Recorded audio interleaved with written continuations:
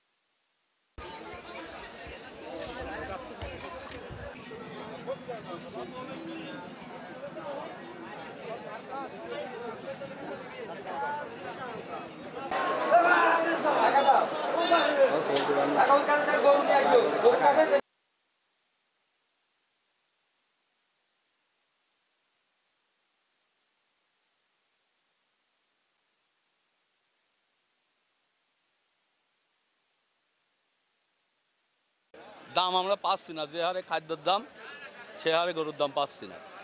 থাকেন এই কারণে এই ব্যাপারে এসে থাকেন।